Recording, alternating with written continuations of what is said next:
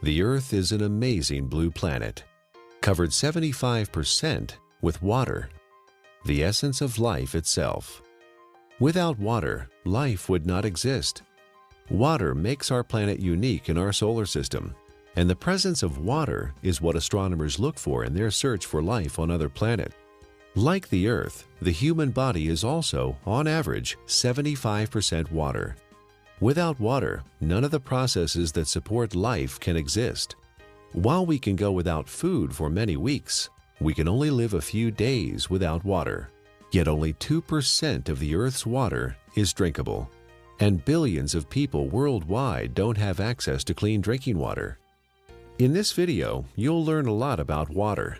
You'll also be introduced to Dr. Richard Cohen, MD, a doctor who practices integrative anti-aging medicine and performance sports nutrition. We really don't think too much about water. It's something that comes out of our tap. It's something that's in the ocean. But what I want people to realize is that we are essentially water. Our brain is 90% water. Our blood is 80% water. Our muscles are 70% water. So without water, our bodies cease to exist. Water is the essence of life. Water carries oxygen and nutrients to the cells. Water regulates body temperature. Water helps the body absorb nutrients and convert food to energy. Water protects and cushions vital organs and cushions the joints. Water removes metabolic waste from the cells through the lymphatic system. Without water, life ceases to exist. Water is just water, right? Tap water, filtered water, spring water, well water, bottled water. Some are a little more pure than the rest. Others have more minerals and taste better. You may pay more for the ones from Fiji or France or some glacier in Canada. But water is just water. Or is it? Volumes have been written on the subject, and the truth is, not all water is the same. Where did water come from? Water came from rain, snowflakes. It came from streams, underground reservoirs. And what we're learning now, and this is the case with most issues, and most, when you go back to how things used to be. So if we look at water, the way it used to be, there are 3 or 4 structural and biochemical differences than what exists today. For most of his life, Nobel Prize winner Henri Coanda studied the water of the Hunza people who lived high in the Himalayan mountains. Natural health practitioner Ariana Nation was also fascinated by the Hunza people and their water. In my research, I discovered that there's a long history of scientific research about water and its healing ability. And this Kangen water has quite a history. It's a long history. And one of the things that fascinated me is the Hunza people and their ability to live 120 to 140 years without the degenerative diseases that we suffer here in the United States and all around the world. Why did the Hunza people live so long? Why were they so healthy? Coanda and others believe it is the water. Their water came from glacial streams, and it had very unique properties. It was microclustered. It had a different viscosity and surface tension. It carried lots of minerals that gave it a high alkaline pH. It also had an extraordinary amount of active hydrogen. Hydrogen with an extra electron. The presence of extra electrons made the water an antioxidant. All these properties combined contributed to the health and longevity of the Hunza people. Waters similar to that of the Hunza people are found in other places around the world.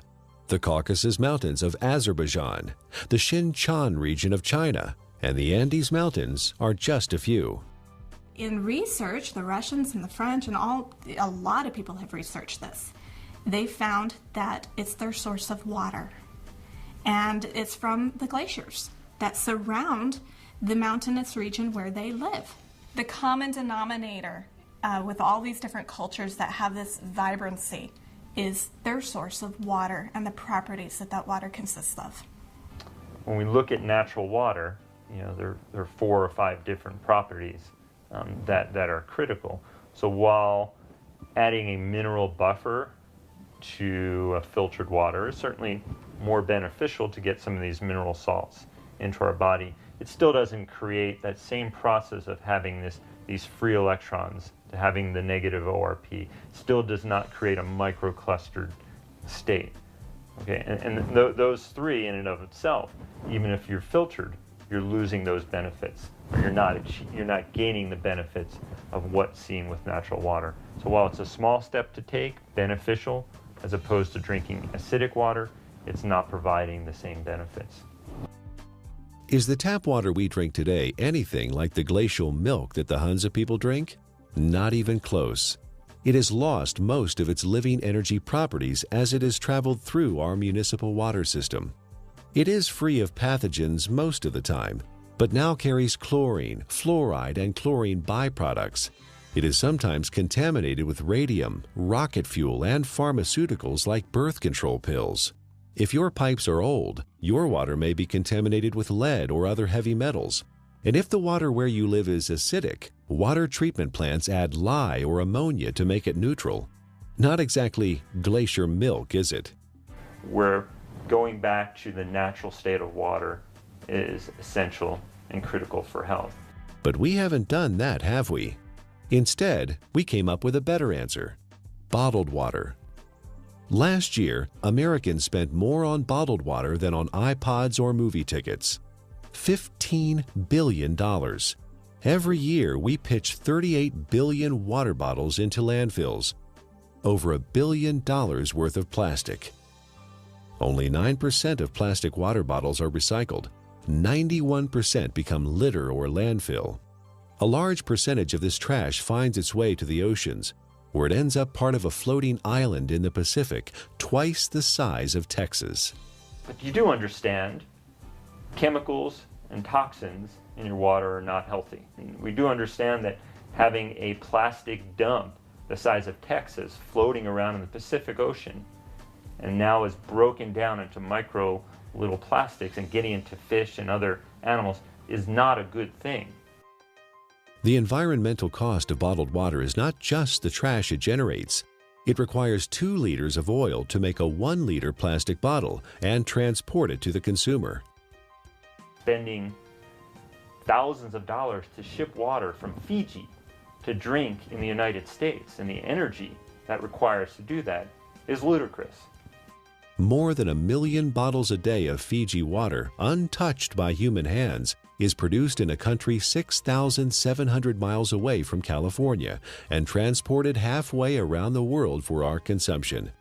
At the same time, more than 50% of the people in Fiji don't have access to safe drinking water. Oh, by the way, you might want to know that by the time Fiji water gets to you, it is only slightly alkaline and has a positive ORP. It's not Fiji water anymore. Is bottled water any better than tap water?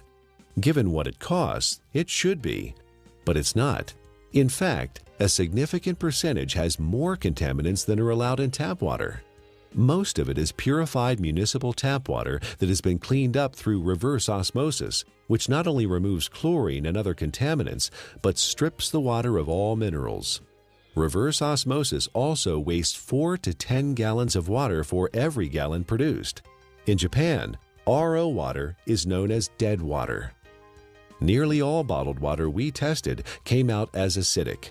Even spring water that should be alkaline came out acidic.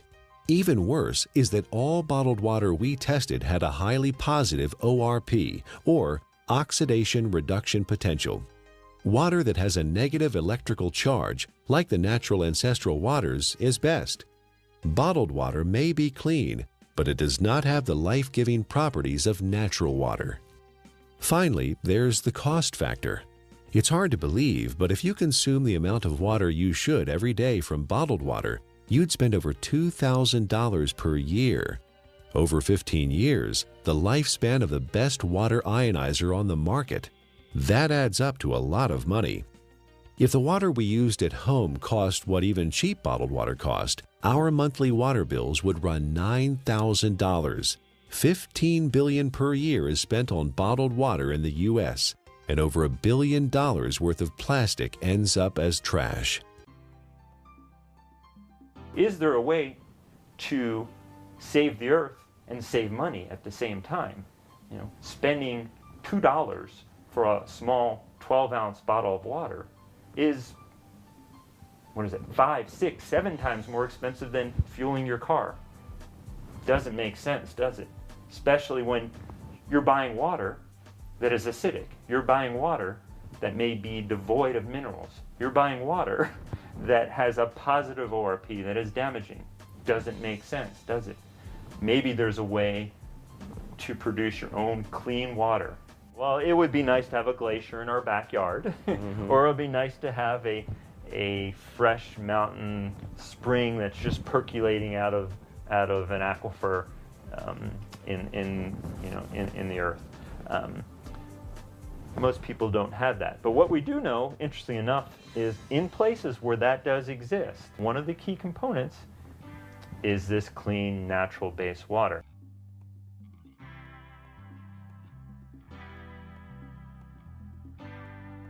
If you care about the earth and your pocketbook and are currently drinking purified bottled tap water, get a carbon filter for your faucet and use a safe, reusable water bottle. However, if you want to improve your health, drinking ionized alkaline Kangen water is a better choice. Like natural ancestral waters, it is microclustered, contains alkaline minerals, and has a negative ORP, making it an antioxidant, and it costs a little more than $1 a day for unlimited amounts.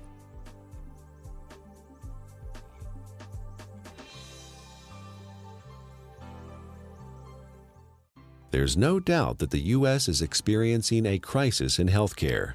We spend more on healthcare than any other country, but rank just 37th out of 191 in performance. For the first time in the last 200 years, U.S. life expectancy is expected to decline, not increase. You die earlier and spend more time disabled if you're in America than in most other advanced countries. According to the Centers for Disease Control, over 60 million people in the U.S. are obese. That's 34% of the population. 50 million people have high blood pressure. 13.5 million people have coronary heart disease, with 1.5 million suffering heart attacks every year. 16 million people have type 2 diabetes. 41 million are pre-diabetic. 95,000 people are diagnosed with colon cancer each year. The solution? A pill for every ill and an ill for every pill. The pharmaceutical industry is a $680 billion giant, and our lifestyle keeps them in business. Eat, drink, and be merry, then call 911 for a surgeon. Fortunately, we are experiencing a paradigm shift, a sea change in how many people view their health, from treatment of symptoms to prevention and optimal wellness, from disease care to health care. Many experts in new medicine or new biology believe that dehydration and chronic acidosis are the underlying causes of many diseases. They believe we are chronically dehydrated on top of being overly acidic due to our modern diet and lifestyle. These two factors combined set the stage for the development of most, if not all, illness. Most people don't believe that dehydration is a problem because they drink fluids, coffee, tea, soda, etc. But chronic dehydration has no obvious symptoms. It's not like the man dying of thirst in the desert, and you can be chronically dehydrated even if you think you are consuming enough fluid. Adequate hydration is critical to how our body functions and heals itself, and water, pure water, is the natural way to stay hydrated. What we need to understand is what is water and what is not water. We as a civilization, or as a modern civilization or modern culture, have begun to think of water as tea, as soda, as milk, as energy drinks, as coffee. It has water or liquid substance to it, but it is not water. Okay? Even what comes out of our tap and what is in the bottled water. While structurally maybe the water molecule, once we understand how water exists in its natural state before modern times, we'll realize that even that is not necessarily the water that our body evolved to exist on. How can one determine if they're drinking enough water is the question. First thing is, if you're thirsty, you're way behind. Okay, that's a clear point. Our thirst mechanism doesn't kick in until we're already slightly dehydrated. So if we wait till we get thirsty, then we are already beginning to become dehydrated and might experience symptoms like not thinking quite as clearly, or beginning to feel fatigued, or muscles may cramp up, may even start to feel hungry. And a lot of times hunger is really a sign of thirst. We are born 95% hydrated. As we grow up, we lose a little more water every year. When we reach middle age, we're about 70% water. In our 60s, maybe 60 to 65%. A steady decline until death when we are just 50% water. There are several signs of chronic dehydration that arise when the body enters survival mode and begins to preserve water for the most vital functions. There are 5 distinct conditions related to chronic dehydration where the body begins to ration water: asthma, allergies, hypertension, constipation, and type 2 diabetes. Symptoms include exhaustion, lack of energy, headaches, skin problems, obesity, and joint pain. Finally, and perhaps most importantly, the acid-alkaline balance of the body is disrupted, leading to chronic low-grade acidosis and a host of modern diseases related to that condition. Don't wait until you're thirsty. Have a glass of ionized water. It's microclustered, alkaline, and contains active hydrogen and bicarbonate buffers. Critical is first thing in the morning, wake up and have a big glass of water. Make sure you drink a big glass of water through the day and see how you feel. It's sometimes incredible, and the effects can be very dramatic because people have never really had clean, natural water.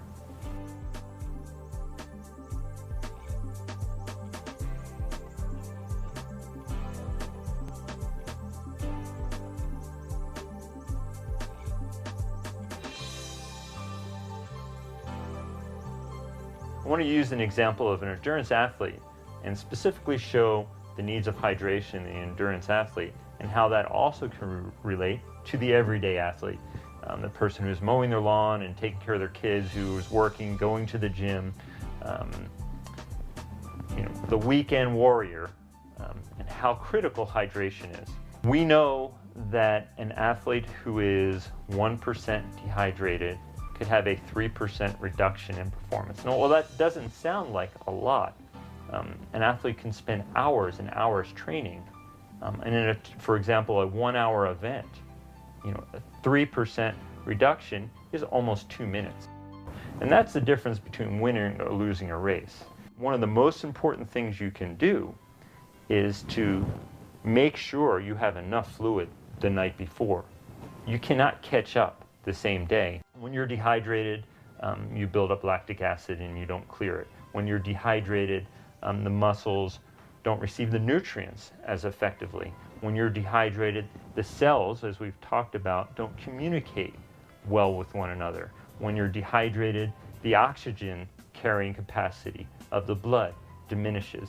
So you can see oxygen, energy production, neurological connections between cells are all critical to that endurance as well as the power athlete. Taking that example of the endurance athlete to the everyday person, you can see how you can become fatigued. You can see how your thinking may not be quite as sharp as it needs to be. You can see how hunger could play a role, or you begin to yawn, or your muscles are a little bit tight from sitting in the same place throughout the day. Hydration is critical. It's critical to the athletic endurance performer.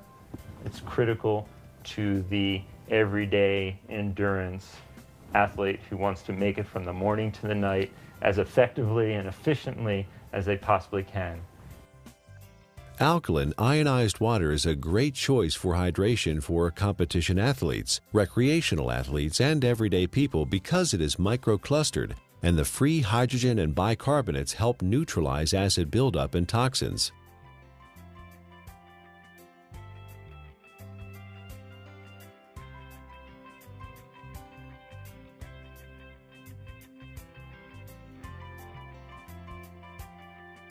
Chronic low-grade acidosis is a condition that develops over time and affects the quality of life and our ability to enjoy optimal health.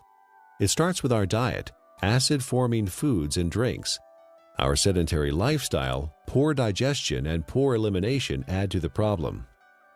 The fluids between and within our cells become more acidic. To maintain balance, the body mobilizes buffers, minerals, and hydroxyl ions from the bones and other tissues. This, in turn, leads to osteoporosis, and the overall process results in poor health, chronic illness, arthritis, and sluggish lymph system. An acidic condition for the body is very unhealthy. When the body is chronically acidic, illnesses can develop. Think of your cells like a fish in a bowl of water. When the fish are sick, what do? Do you give them a pill? Of course not. That would not solve the problem at all. They would still be sick. You change the water, give them the proper pH and ORP so they thrive. pH stands for potential hydrogen and is a measure of the acidity or alkalinity of a solution. pH is neutral at 7.0. Above that is alkaline, below that is acidic. It's a logarithmic scale. Each increase in pH means 10 times more or less hydrogen is present. Alkaline ionized water has a pH between 8.0 and 9.5. Your body uses a system of buffers to keep the pH of your blood in a tight range of between 7.35 and 7.45, slightly more alkaline than pure water. The body relies on a very tight level of pH, or hydrogen atoms, to control lots of function within the body. When the body becomes acid, systems begin to malfunction. We understand fish tanks and swimming pools. When they're acid, you need to make a change. When a fish tank is acid, fish die. When a pool becomes too acid, you don't want to go in it. When rain is acid from sulfuric acid and other too much carbon dioxide, it breaks statues. They begin to disintegrate. And we know acid rain and damages lake. Well, our body becomes a sink for this acidity. And when this acidity builds up, it in essence is one of the reasons for disease in our body. Bones begin to demineralize. Our ability to create energy decreases. Our immune system becomes depressed. The inflammation for aches and pains increases.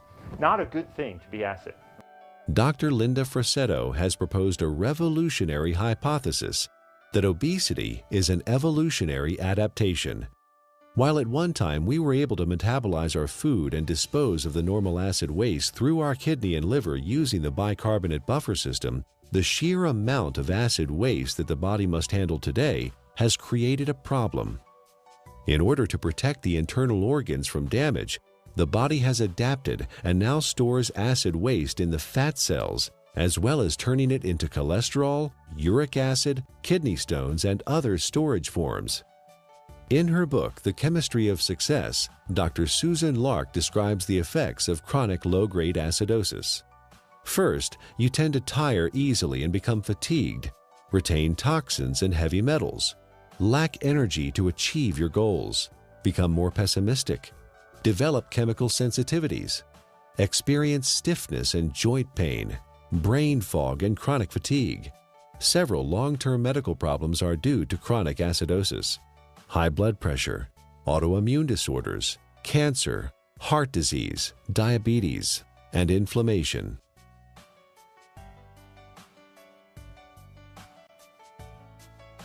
"80% of the foods we consume leave behind acid waste that the body has to deal with. A trip down the modern grocery store aisle finds very few alkaline-forming foods. Even the foods we think of as wholesome and nutritious leave behind metabolic waste products that are acid. And of course, junk food falls into the acid-forming category. Most of the fluids that people consume today are acid. Sodas contain citric acid, energy drinks, phosphoric acid, and caffeinated beverages, and coffee, and many different commercial teas. Sugar, acid. Tap water, acid. Not a good thing for our system. Natural water is alkaline. Fruits, vegetables are alkaline. Stress-reducing activities are alkaline. So you see the link here. Things that are beneficial to our body tend to be alkaline creating.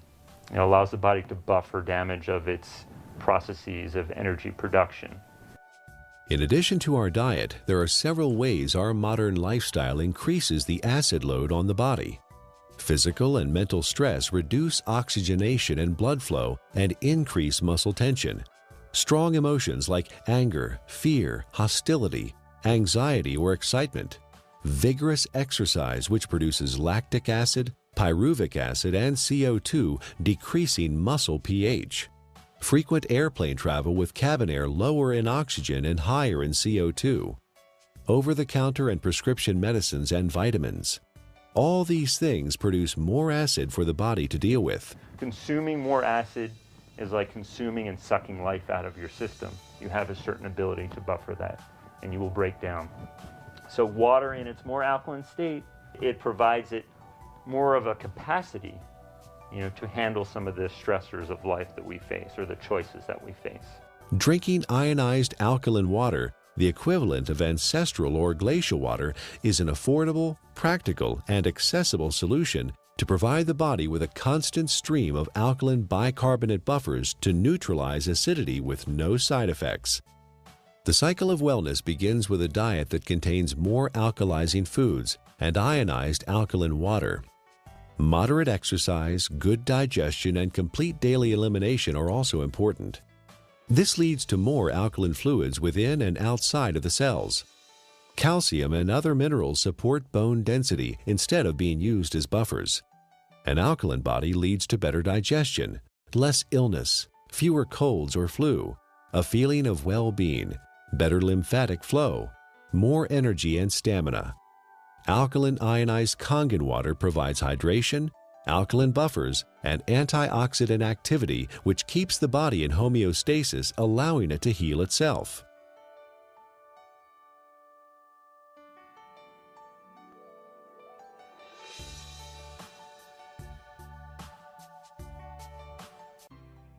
Japanese scientists investigated the Russian research about Hansa water and found that electrolysis could be used to create living water with properties similar to Hansa water. This is now known as functional water, micro water, ionized water, or Kangen water. Kangen is a Japanese word that means return to origin, or in chemistry, reduced, having an extra electron. In the U.S., Kangen water is the trademark of Enagic USA, who market top-of-the-line water ionizers. Anyone with an ion water generator can make Kangen water from tap water. Water is first filtered, then exposed to an electrical charge in the electrolysis chamber of the generator. Alkaline ionized water is called living water.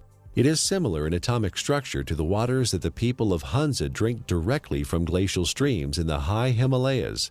It is fresh, invigorating, life-enhancing, free radical scavenging, and delicious.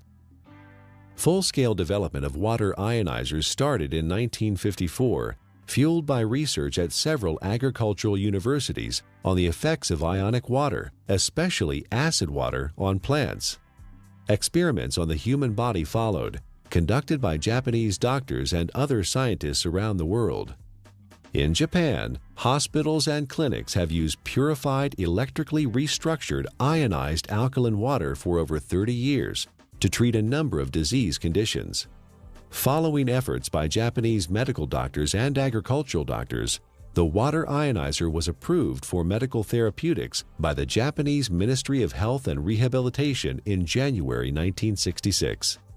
Well, we don't have a glacier. We don't typically have, fresh streaming water.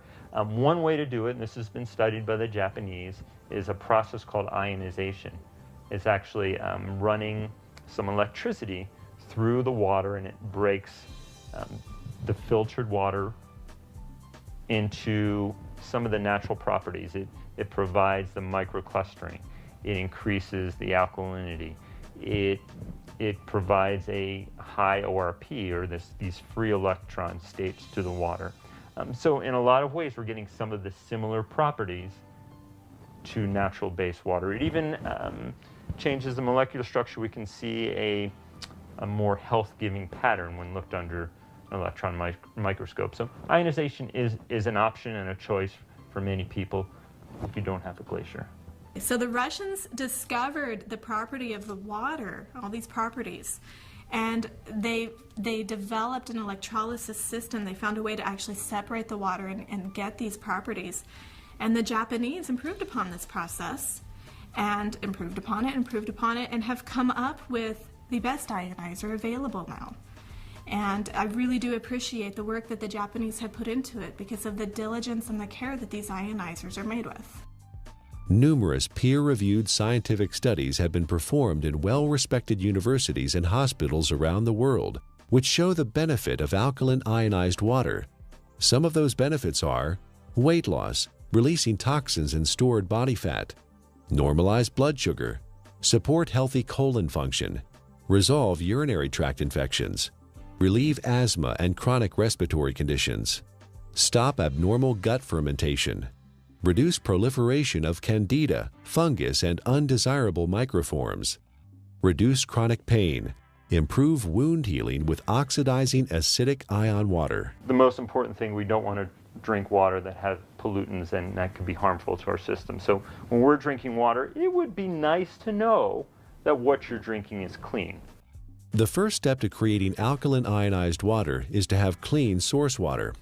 Enagic's Kangen water generators use an activated carbon filter that removes chlorine, volatile organic chemicals, pesticides, herbicides, benzene, trihalomethane compounds, radon, solvents, and many other man-made chemicals found in tap water.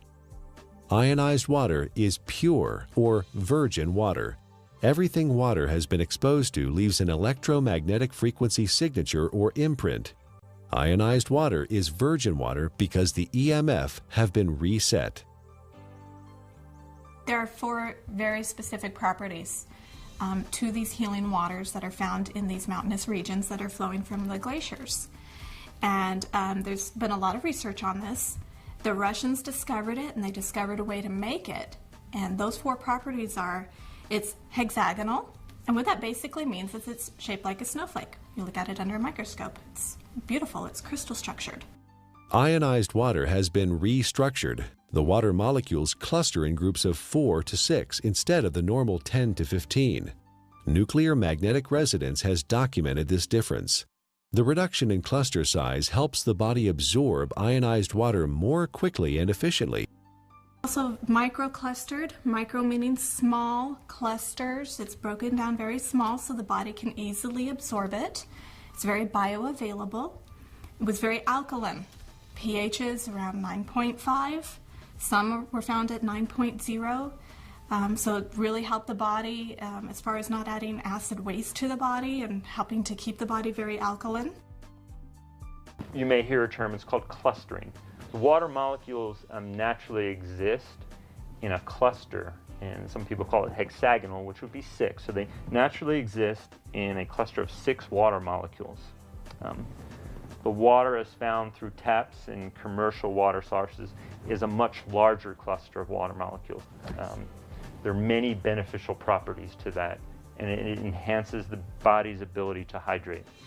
I was really excited when I started actually to quote-unquote play with the water in my own kitchen with different supplements, with powders and tea and oil and all the different things that I worked with. And you could really see the life to the water. I could put, for example, my green vegetable powder drink in Kangen water versus a bottled water and a tap water, and actually see that this water has an energy to it. In fact, it will stir itself and become very, very absorbable, and you can watch that happen within the water. You can watch it make tea instantly, whereas other waters cannot do that. It cannot get in and penetrate those nutrients and pull those nutrients out and put it right in the water where you're drinking it, where it can then go in and penetrate your cell walls at that same level. Many people complain that they find it difficult to drink large amounts of water because it makes them feel bloated and heavy. Regular water, tap or bottled, is composed of large clusters of water molecules and has no life energy or electrical charge. It sits in your stomach like a stagnant pond. In contrast, drinking ionized alkaline water is easy because it tastes much better than tap or bottled water, and the smaller molecular cluster size and life energy it carries allows it to be absorbed more quickly. And the other feature is it has a negative ORP, and what that stands for is oxidation reduction potential. Not to get real big and fancy, a lot of people are like, oh, what is that? It is the ability of that water to reduce the oxygenation of the body. The property of the water that actually gives it this negative ORP, or the potential to reduce the aging in our body, is the active hydrogen that it consists of. ORP, also known as redox potential or oxidation reduction potential, measures the tendency of a molecule to gain or lose electrons. It is measured in millivolts. When a substance has an electron to donate, it measures with a negative charge. When a substance loses an electron and is positively charged, the ORP is plus. Negatively charged substances act as an antioxidant. Positively charged substances act as oxidation enhancers. What we have learned to understand is this water in its energetic state has an abundance of free electrons. Okay? The Earth is loaded with free electrons, and where that comes from is lightning strikes. Okay? So we have all this energy potential in the Earth that's imparted to the water, and when we consume the water, you're basically consuming a antioxidant. We know vitamin C, vitamin E, all these particular nutrients that you may take. In its natural state, water has a similar or even perhaps more powerful ability to quench out free radicals or inflammatory processes that may occur from natural processes within our body to create energy, to fight infections, as well as to quench out some of the destructive things that we may do in our modern life, from pharmaceutical agents, cigarettes, alcohol, over-exercising, stress. Water can help buffer that in its natural state. Like natural ancestral water, ionized water holds a measurable negative electrical charge. This is what gives the water vitality or life energy. Almost all other drinking water available to us has a positive charge, which means they are oxidizing agents. Only negatively charged water can efficiently flush out toxins and poisons in the body at the cellular level and neutralize free radicals. A free radical is a molecule of oxygen that has lost an electron and is positively charged. It is also known as active oxygen. This active oxygen is hunting for a replacement electron from somewhere else in the body. Active oxygen damages the cell membrane and even DNA. Antioxidants produced by the body and from our food provide free electrons to stabilize active oxygen-free radicals. Ionized water is one of the most powerful antioxidants known. Ionized water has millions of hydroxyl ions per glass. No other water has this incredible benefit. Acid alkaline is the amount of hydrogen that's present. When there is tremendous amounts or a large amount of hydrogen, a system is termed acid. The pH is considered low. When there is lesser amounts of hydrogen, it's alkaline. The second component of water in its natural state, as we just spoke about, was having natural minerals. Okay?